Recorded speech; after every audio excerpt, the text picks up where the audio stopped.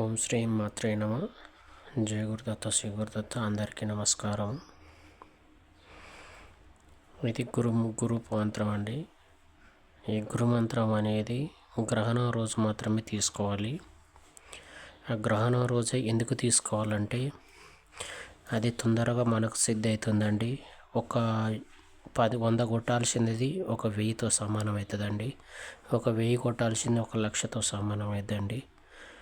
అది ఆ టైంలో మనము జపం చేస్తే చాలా మంచిది. మనకున్న దరిద్రం అనేది పోతుంది, నష్టపరిహారం పోతుంది, శని గ్రహణం పోతుందండి.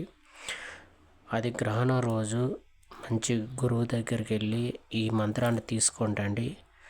ఈ మంత్రం అనేది తెలుసో తెలియదో కొంతమందికి, నాకు తెలిసింది నేను చెప్తున్నానండి. ఇదేం పెద్ద అనుకోకండి, నాకు తెలిసింది నేను చెప్తున్నానండి. అలాగే ఈ రుద్రాక్ష మాలతోటి మాత్రమే తీసుకోవాలి.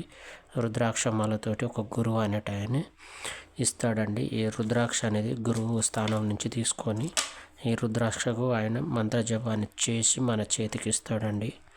ఆ రుద్రాక్ష మాలతోటి మాత్రమే మనం ఎప్పుడైనా జపం చేయాలండి. ఆ ఒక్క మాల మాత్రమే సిద్ధి అవుతుందండి.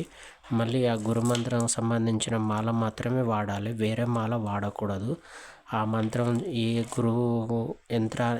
గురువు రుద్రాక్షకు మంత్రం జపం చేసిస్తాడో ఆ రుద్రాక్ష మాత్రమే వాడాలి జపానికి, వేరే వాడకూడదు. ఇందులో రాసి పెట్టున్నదండి, చూడండి. ఈ విధంగా మీరు కూడా చేసుకోవచ్చు, దాన్ని సిద్ధి కావచ్చు. మీకు కూడా చాలా మంచి జరుగుతుందండి. ఈ మంత్రం చూడండి.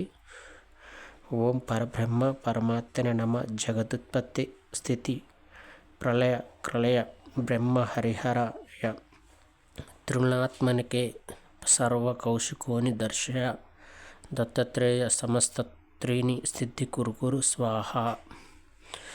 ఈ మంత్రాన్ని మీరు కూడా ట్రై చేయండి. ఫస్ట్ ఎవరికి రాదండి, కొంచెం ట్రై చేస్తుంటే చదవడం వస్తుందండి. ఆ తర్వాత ఇది చదవండి, చదివి సిద్ధిగా అండి చాలా మంచి జరుగుతుందండి. ఇది యంత్రానికి, మంత్రానికి, తంత్రానికి మూడిటికి మాత్రమే ముందు నిలబడే మంత్రం అండి. ఇది మంత్రం తర్వాతనే మనం ఏదైనా చేయగలగాలండి. ఈ మంత్రం లేనిది ఏ మంత్రం చేసినా కూడా దానికి బలం ఉండదండి, ఫలం ఉండదండి, వేస్ట్. ఏ గురువునైనా అడగండి, ఏ గురువునైనా చెప్తాడండి. రెండోది చెప్తున్నానండి, మార్చి 3వ తారీఖున వస్తుంది గ్రహణం.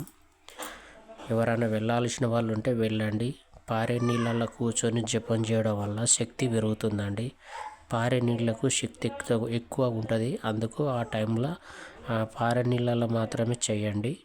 ఇంట్లో చేసుకున్నా కూడా అవుతుంది, కానీ కొంచెం తక్కువ శక్తి పెరుగుతుందండి.